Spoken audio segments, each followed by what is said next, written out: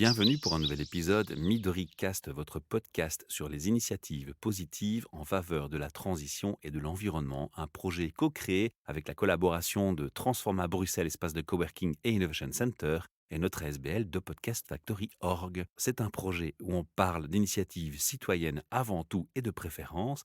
Et en termes d'initiatives citoyennes, je suis très honoré de retrouver à notre micro Didier, Bonjour Michel. qui nous revient pour nous parler du triage des déchets et des composts, puisqu'on rappelle qu'il est maître composteur. Voilà.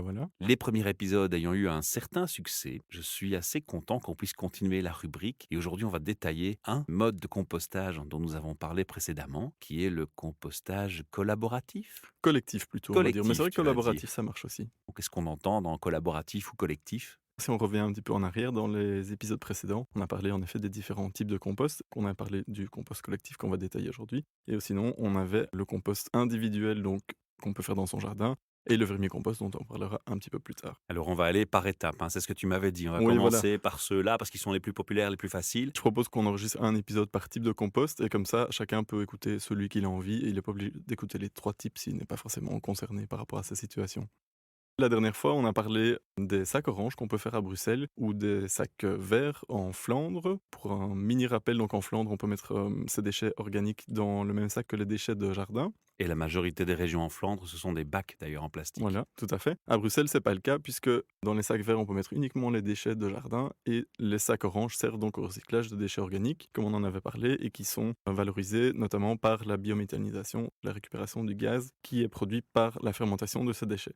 Maintenant, on va parler vraiment de compostage en tant que tel, c'est-à-dire que on va valoriser les déchets organiques qui viennent de nos restes de repas, par exemple, ou de cuisine, et on va en faire réellement du compost qui est tout à fait différent du sac orange. Alors, la première difficulté qui se pose, d'après ce que j'ai récolté moi en tant qu'amateur en connaissance et par ma propre expérience de compostage collectif, puisque je l'ai dit, je fais un compost collectif avec des voisins, c'est de savoir quel déchet alimentaire peut être mis dans le compost ou pas. Et on m'avait déjà, je crois que c'est toi déjà, mis la puce à l'oreille qu'on parle d'aliments transformés ou non. Tout à fait, oui, donc en effet, quel que soit le type de compost, on va essayer d'éviter tout ce qui est transformé, tout ce qui est cuisiné, notamment parce que tout ce qui est transformé va pas être composté par la nature, on va dire. Tout ce qui est vraiment cuisiné, par exemple avec de l'huile, etc., ça sera aussi contre-productif par rapport au compost. Donc on va essayer de garder vraiment les aliments, entre guillemets, dans leur état. Même, ils peuvent être par exemple bouillis, là c'est ok, mais pas travailler avec de la sauce, du beurre, etc. Alors c'est pas productif pour le compost. Tous les plats, tout préparé, on met au micro-ondes 30 secondes, on mange, ça on oublie. Il vaut mieux éviter, mais par contre, là, on peut les mettre dans les sacs orange et justement, ça produit à fond des gaz et donc ça, c'est top pour la biométhanisation. Je te laisse continuer. Ouais, quand on parle de compost collectif, il y en a 2 types. Il y a un compost collectif, comme celui dont tu viens de parler, donc que tu fais avec tes voisins, avec 5-6 maisons, par exemple. Ça peut être un collectif qu'on fait au travail, par exemple, ici, chez Transforma, on l'a évoqué aussi. On a mis en place un compost collectif. Et sinon, c'est ce qu'on appelle en général un compost de quartier.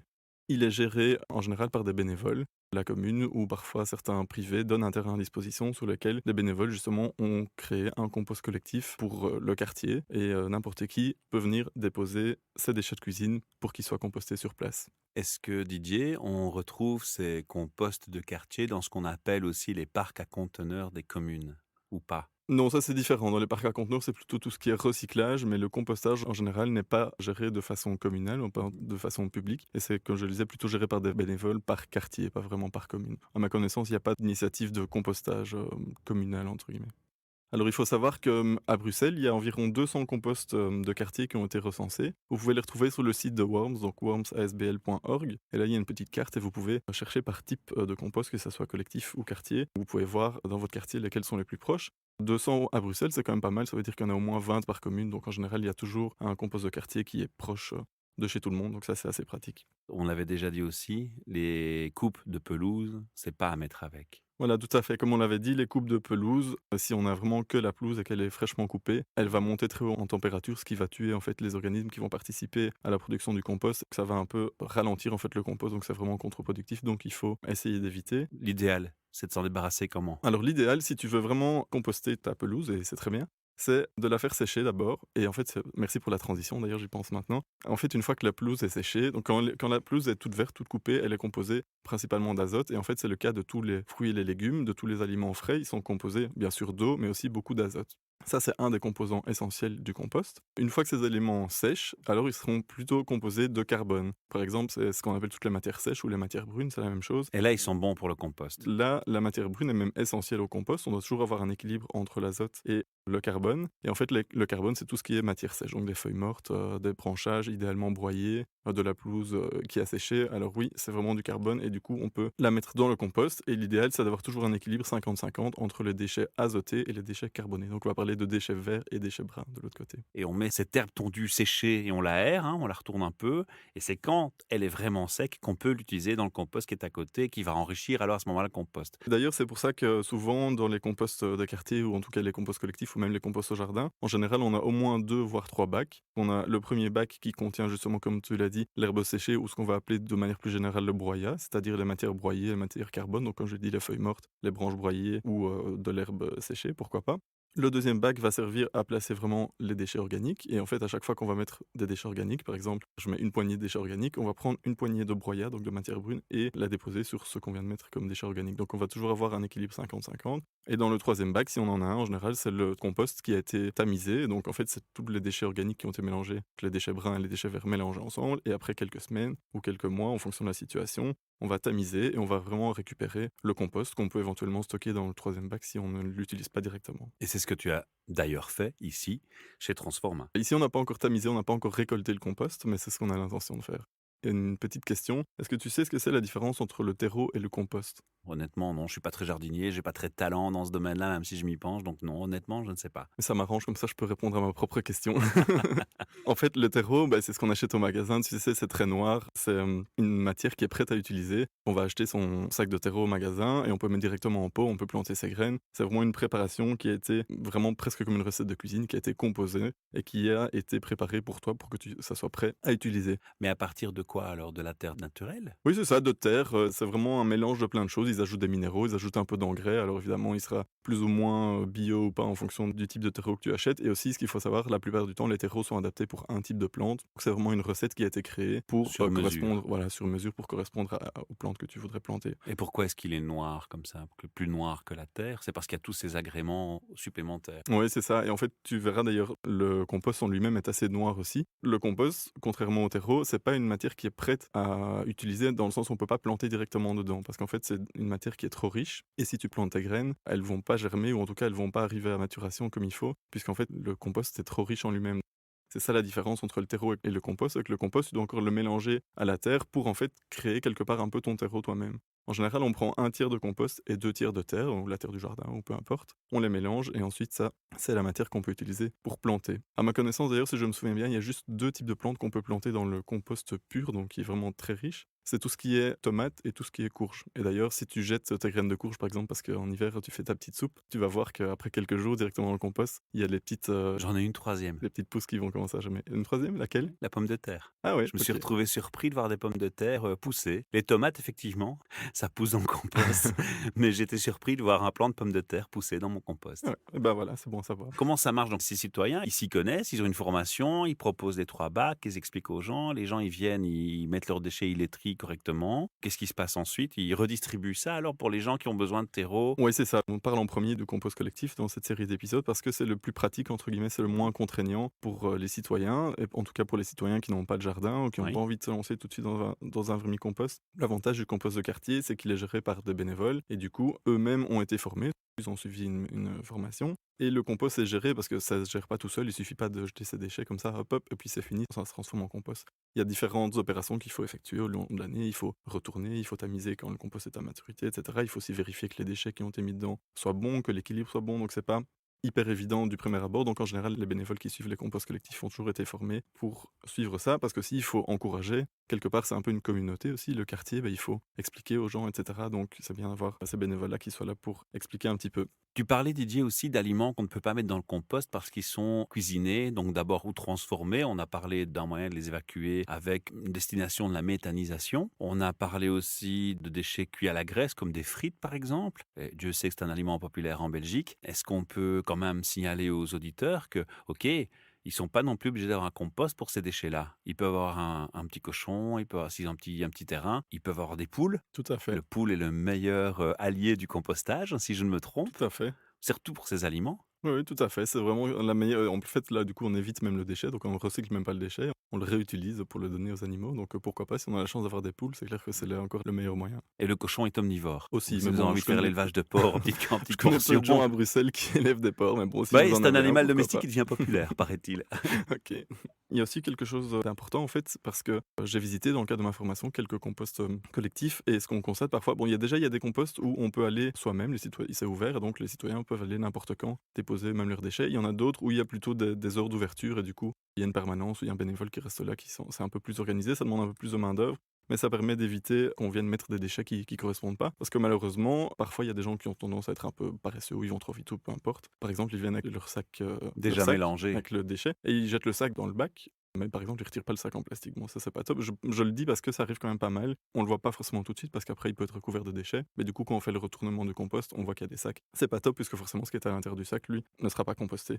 Et donc, les viandes et les poissons, on va éviter, ça on l'avait dit, aussi le pain par exemple, bah, puisque forcément il est travaillé, donc il va pas être, super composté. Ce qui est important aussi dans un compost, collectif et d'ailleurs dans tous les types de compost, comme on l'a dit, c'est l'équilibre entre le carbone et l'azote, donc la matière brune et la matière verte. Ce qui veut dire qu'à l'échelle d'un quartier, on a besoin quand même pas mal de matière brune puisqu'il faut toujours avoir 50 de l'un et de l'autre. Donc nous, citoyens, on vient avec un petit seau ou un petit sac qu'on a pu se procurer parce que par exemple, l'idéal c'est d'avoir un petit seau avec un couvercle qui peut fermer, comme ça on le laisse dans la cuisine et il y a pas trop de mouches parce que si on laisse ouvert évidemment après un jour il y a plein de mouches et donc ça c'est infernal. Vous pouvez aller par exemple dans une friterie, demander les pots de sauce, ça c'est vraiment l'idéal, ils sont ravis de les donner et ça correspond bien. Enfin, ça dépend de la taille du foyer évidemment, mais ces seaux sont assez pratiques, il y a une petite poignée donc ça c'est top. Je disais, il faut quand même une quantité importante de matière brune, de broyat, puisque quand on vient avec un pot entier, idéalement, on doit avoir la même quantité de matière brune. Les bénévoles, les gestionnaires du compost de quartier, la plupart du temps, ont des partenariats avec notamment des élagueurs, puisque eux coupent des arbres qu'ils broient. Et en fait, ce broyat-là est précieux pour le compost, ou alors parfois c'est les services communaux eux-mêmes qui viennent, puisqu'ils forcément ils élaguent aussi, et qui du coup viennent déposer le broyat au compost de quartier. Si demain je me lance, il suffit que j'aille à la commune et que je demande: «Tiens, est-ce qu'on va me mettre en contact avec des gens qui veulent se débarrasser de broyat?» et ce sera assez facile. Oui, si tu veux le faire à la maison, tu peux le faire comme ça. Si tu veux ouvrir toi un nouveau compost, et merci de nouveau pour la transition, c'est bien parce qu'on prépare pas trop à l'avance, mais tu me jettes quand même les questions que j'attendais sans le savoir. Si tu es super motivé et que tu veux créer un compost de quartier toi-même, oui, déjà, il faut trouver un terrain et ça peut être un terrain privé ou un terrain public, mais alors il faut gérer ça avec la commune et il y a quand même toute une sorte de choses à faire pour mettre ça en Toute une place, série donc de je règles à te respecter. conseillerais quand même vivement de faire la formation. En tout cas, une formation dédiée, une séance pour la création des composts de quartier. Tu es pas obligé de forcément faire la formation de maître composteur avec, une quinzaine de séances. D'ailleurs, je permets de signaler du coup que Worms fait aussi des formations en formation continue, c'est-à-dire que tous les mois ou à peu près, ils organisent des formations sur des thèmes spécifiques que n'importe qui peut suivre, il suffit de s'inscrire. En one shot alors? Voilà, en one shot et comme ça, on peut choisir vraiment la séance qui nous intéresse. OK, moi je veux me lancer dans le lombricompost, enfin dans le vermicompost, je vais uniquement à cette séance-là et pas par exemple, à toutes les autres puisque sinon ça prendrait toute l'année. Donc ça c'est top. En tout cas pour la formation compost de quartier, c'est vraiment presque indispensable parce que Non, c'est mais tu es pas en train de me hyper évident, hein. contaminer, hein. Voilà.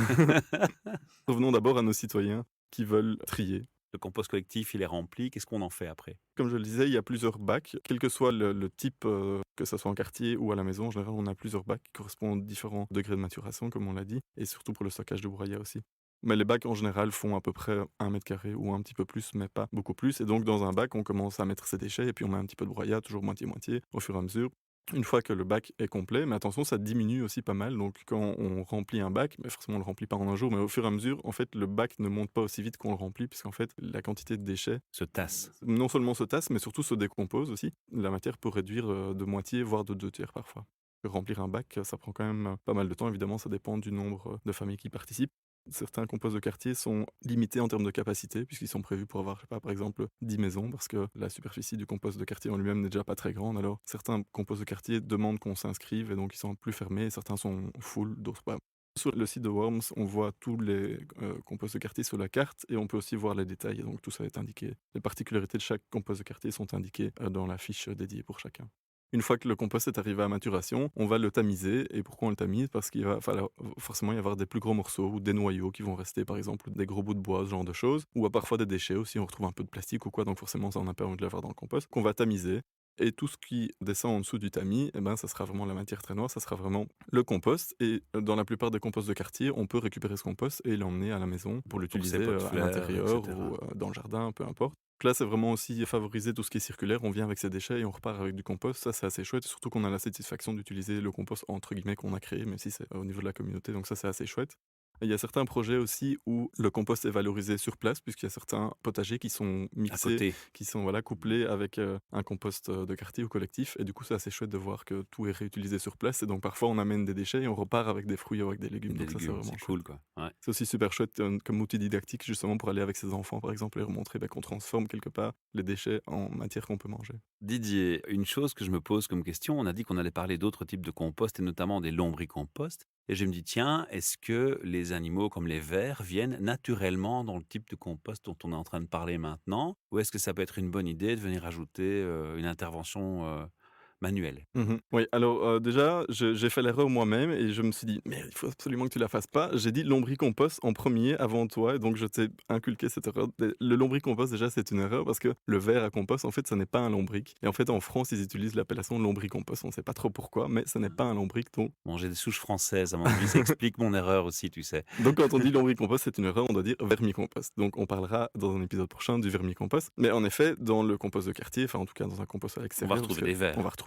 notamment des vers, mais pas uniquement, il y aura bien sûr toutes sortes d'insectes, petits ou plus grands, puisqu'il y en a des tout petits qu'on ne voit pas, ce sont des micro-organismes, des bactéries. Il y en a certains qu'on voit mais qui sont minuscules, ce sont comme des petites mites, on va avoir des cloportes, on va avoir vraiment toute une faune, et flore aussi d'ailleurs, qui va évoluer autour de ce compost. Et du coup, c'est aussi important d'avoir un contact avec la terre. Donc, en général, un compost, que ce soit en quartier ou en compost de jardin, on va jamais l'avoir sur une dalle de béton, par exemple. Donc, si vous voulez faire un compost au jardin, mais ça, on l'expliquera dans l'épisode adéquat, mais on va jamais faire une dalle de béton ni mettre son petit silo sur le béton parce qu'en fait, ce qu'on cherche, c'est vraiment le contact avec la terre pour que, notamment, les vers, justement, puissent remonter. Ils viennent naturellement. Voilà, et aussi pour que le jus en fait du compost puisse être absorbé par la terre, parce que si tu le fais sur une dalle de béton, bah, tu vas avoir du jus et du coup ça va commencer à faire des odeurs, ça va attirer les mouches, etc.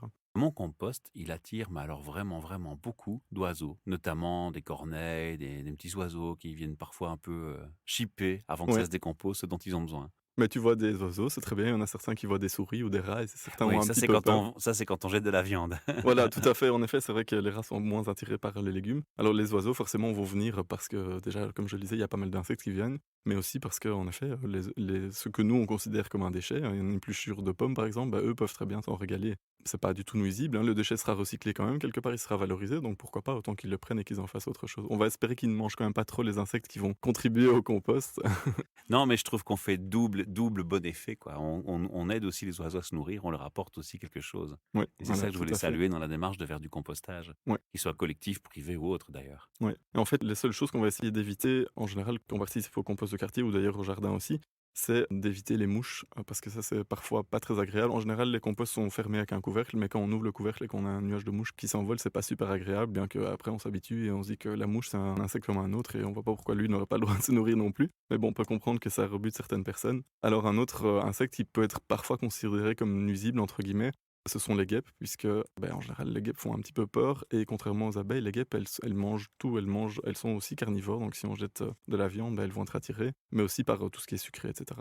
En été, elles sont forcément très actives et donc elles sont aussi attirées par les déchets qui sont dans le compost. Mais en fait, quand on a soit des mouches, soit des guêpes, la plupart du temps, la seule cause, c'est qu'il y a des odeurs. Et s'il y a des odeurs, en fait, c'est parce qu'on n'a pas bien couvert ces déchets de broyat. Donc je répète, c'est toujours 50-50. Donc si on met une poignée de déchets organiques, on va mettre une poignée de broyat. Et du coup, on va recouvrir un peu les déchets. Du coup, les déchets, à la surface, on les verra jamais. Et si on les voit pas, ça veut dire aussi qu'ils ne sentent pas. Et du coup, ils n'attireront pas les mouches ni les guêpes. Dans une analyse plus globale, tu as mentionné que c'est bien un compost à côté d'un potager, ben on fait 2 choses en une. Qu'est-ce qui est encore favorable à un compost? Est-ce qu'on peut imaginer, par exemple, faire un compost, pas trop loin d'une mare pour se dire: «Bah, tiens, voilà, il y a un équilibre qui va se faire entre les animaux naturellement» ou est-ce que c'est pas intelligent? Il y a des recommandations là-dessus ou pas? Il y a un endroit idéal pour faire des composts? Si on a un verger, c'est mieux de se mettre en dessous d'un arbre? Pas du tout?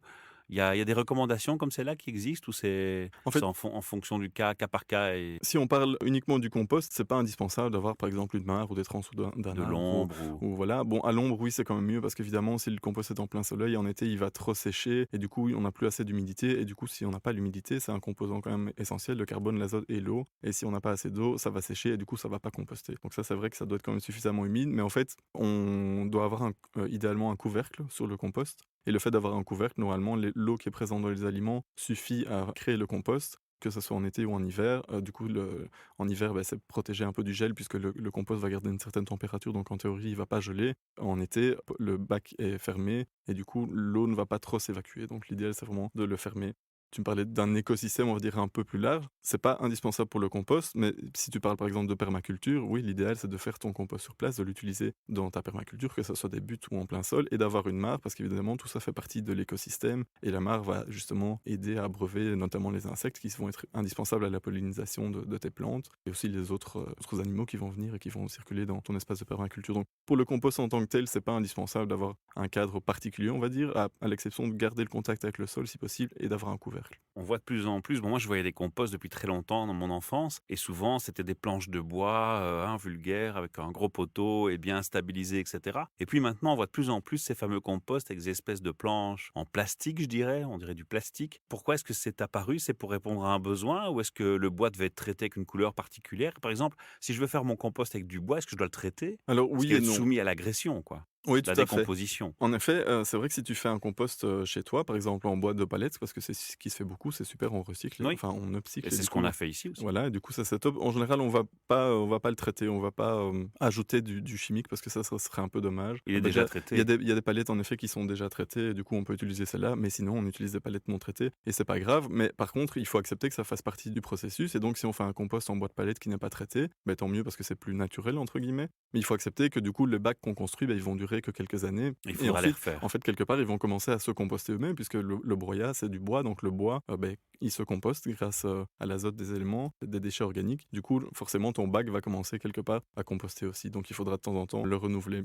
Maintenant, ce qu'on voit beaucoup dans les composts de quartier et c'est probablement de ça dont tu parles, c'est des lattes ou des planches, en fait, en plastique qui s'emboîtent comme ça et donc on peut facilement en associer plusieurs, comme ça on peut Exact. coller plusieurs bacs, donc ça, c'est assez pratique. Si je me souviens bien, ce sont des bacs qui sont construits en Belgique et qui sont en plastique recyclé et surtout, ils ont une durée de vie qui est assez, énorme. Je crois qu'on parle vraiment de 15-20 ans, quelque chose comme ça et On doit se surtout tracasser c'est pour très l'impact pratique. que ça a sur le compost? Parce que ça on a Non, quand non, même des non. molécules de plastique, c'est pas Non, puisque ça, c'est prévu pour et donc le plastique lui-même ne va pas se désagréger, ne pas s'inclure aux dans déchets le donc processus chimique, il non, s'inclut pas. ça c'est prévu pour donc il y a pas de souci. Mais ce qui est surtout pratique, c'est que, bah, les ces bacs-là sont prêts à l'emploi alors que si tu travailles avec des palettes, beh, comme on l'a fait, tu l'as vécu ici au jardin, bah, c'est quand même pas mal de boulot de devoir, parfois désassembler Faut les être palettes, en costaud. réassembler d'autres, en découper à la scie sauteuse, puis les visser et cetera. C'est pas prêt à l'emploi, quoi, il y a quand même pas mal de boulot. Alors que ces lattes-là, bah, elles sont prévues pour, s'emboîter, tchac, tchac, tchac et en une demi-journée, tu as monté tout un compost collectif donc ça, c'est assez pratique. Mais bon, vu que c'est fait en Belgique, c'est très bien. Didier, on invite les gens, bien entendu, à créer leur compost collectif ou collaboratif, puisque les deux termes se prêtent bien au sujet. Renseignez-vous auprès de la commune, il y a des législations à respecter, des règles à respecter. Il y a d'autres choses à faire attention?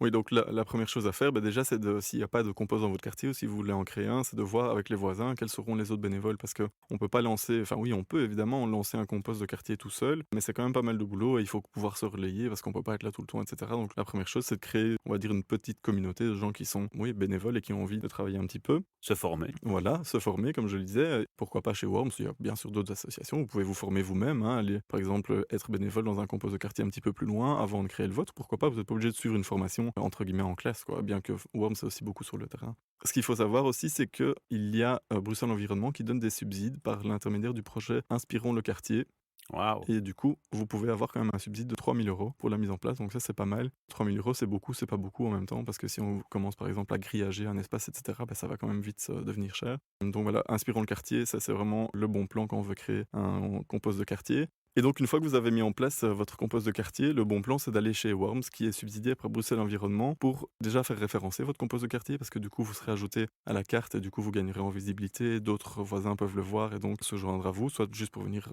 déposer les déchets, soit pour se joindre à l'initiative et dire voilà j'ai quelques heures, je veux bien faire un peu de bénévolat. Ce que je voulais dire c'est que Worms peut aussi vous fournir tout ce qui est signalétique, donc des panneaux qui indiquent ce qu'on accepte ou ce qu'on n'accepte pas dans le compost, quels sont les différents processus, comment on dépose ces déchets, comme je le disais en ajoutant du broyat, etc. Et donc tout ça, ça va vous aider vraiment. Pour les gens qui n'ont pas d'expérience, bah, ils seront beaucoup plus à l'aise parce que tout sera indiqué sur place, donc ça sera plus facile pour eux. Merci Didier, est-ce qu'on a fait le tour de tous les points? Alors il y a encore un bon plan qui est sur Facebook pour ceux qui y sont. Il y a un groupe qui s'appelle Composteurs de Bruxelles et là-dessus c'est vraiment une petite communauté qui est super sympa et les gens posent des petites questions par rapport à leurs problématiques particulières dans leur compost de quartier ou à la maison, etc. Et nous quand on a l'information en tant que citoyen, bah, de nouveau on peut aller y répondre et du coup c'est vraiment ça favorise la communauté et comme je le disais le compost c'est vraiment un outil social qui est très intéressant donc ça c'est assez chouette de s'entraider s'entraider, même si c'est à l'autre bout de la ville, ça n'a pas d'importance quelque part. Voilà, si vous avez envie aussi de partager vos actions citoyennes pour l'environnement et la transition, n'ayez pas peur. Didier, il avait très peur au départ, C'est vrai. mais là, il a surmonté et il assure même. Alors venez à mon micro, contactez-moi et pourrez venir à mon micro. Alors un dernier mot peut-être encore, Didier, tu voulais me Oui, donc rappeler? comme les épisodes précédents, je te proposais de terminer à chaque fois avec un petit tip ou une petite Ah astuce oui, ou notre quelque chose truc, comme ça. j'allais l'oublier, Voilà. impardonnable. Je voulais te demander, Michel, quand tu casses un verre, qu'est-ce que tu en fais? Alors, du verre, Question piège, en tu la sens général, venir, hein? non, non, mais en général, pour être tout à fait honnête, parce que j'ai pas envie de tricher, j'ai envie de rester authentique, avec les connaissances que j'ai, moi, je vais simplement et bêtement en parc à conteneurs et je le mets dans le conteneur, vert, quoi. Dans le conteneur à verre, donc pas Dans le vert la conteneur couleur. à verre, oui. OK. Bon, Voilà. mais c'est ce que tout le monde fait en fait, mais il faut savoir que c'est pas la meilleure chose à faire et qu'en fait, c'est même contre-productif pour le recyclage du verre. Je me doute que c'est un composant naturel, donc à mon avis, on peut en faire quelque chose, mais quoi? Oui et non, en fait, le verre en tant que tel, il est recyclable, c'est du sable en fait, hein. On en fait du verre, mais en fait, tout ce qui est verre pour la vaisselle, on y ajoute du plomb pour qu'il soit plus transparent, parce que sinon le verre n'est pas complètement transparent, il est plutôt translucide.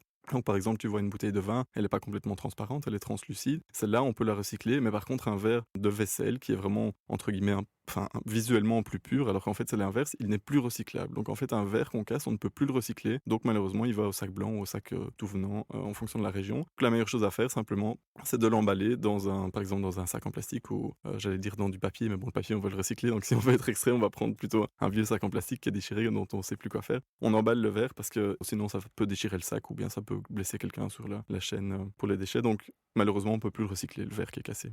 Alors encore une astuce pour ceux qui ont des animaux. Est-ce que tu as des animaux à la Ah maison? Tu as oui, un j'ai chat plein ou d'animaux. J'ai un hamster, du lapin, des poules, 2 chats, OK, super, il je y suis a un un peu de amoureux tout. des animaux, Mais tes chats, à mon avis, ils font leurs besoins dehors, non? dans le jardin. OK. Et alors si tu avais une litière pour chat, qu'est-ce que tu en ferais? Alors au début, quand je les ai adoptés, il fallait qu'ils s'habituent. Donc on leur a mis une litière pour chat et on s'est préoccupé d'aller chercher de la litière qui est, biodégradable et recyclable. Mmh. On l'a mis dans le compost. OK, alors c'est bien, tu as pris la litière biodégradable, donc souvent c'est des copeaux ou alors des petits granulés comme ça, donc ça c'est top. Et ça c'est bien parce qu'en effet, ces granulés, les copeaux sont recyclables au compost, mais par contre les déjections, Non, des je l'ai chats, appris plus pas. tard. Voilà.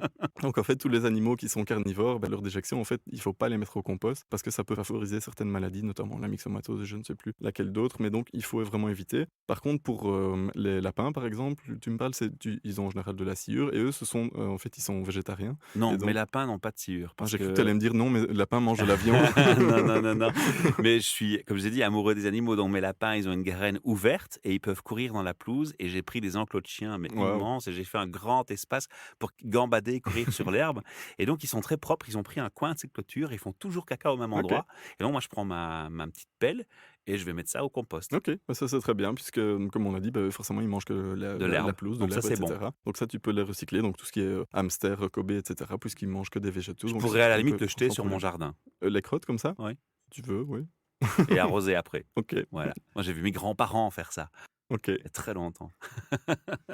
Voilà, donc comme je le disais, le verre cassé, il n'est plus recyclable et les litières d'animaux, oui, mais uniquement les animaux qui mangent que des végétaux. On peut les Voilà. recycler aussi Les non, végétariens. voilà. Et aussi, du coup, par contre, oui, forcément, les litières pour chat, qui sont minérales, donc pas des copeaux, forcément, celle-là, c'est d'office dans le sac tout venant, puisqu'en fait, le minéral, il va pas être recyclé, il va pas être composté. Donc la litière pour chat, l'idéal, c'est d'enlever les excréments, les jeter à part et puis récupérer la litière et la mettre dans le Ouais, compost. tu pourrais éventuellement faire ça, mais malgré tout, tu auras l'urine que tu pourras pas Ouais, séparer, et donc c'est surtout ça pour les ça maladies et tout, reste donc vraiment, il toxique. faut éviter, quoi. D'accord, Ouais. ben voilà. Voilà. Belle leçon et beaux trucs et astuces pour terminer ce podcast. Merci. Et donc j'ai lancé mon invitation aux auditeurs à participer s'ils le souhaitent. Et on se retrouve pour un prochain épisode très très vite. À bientôt.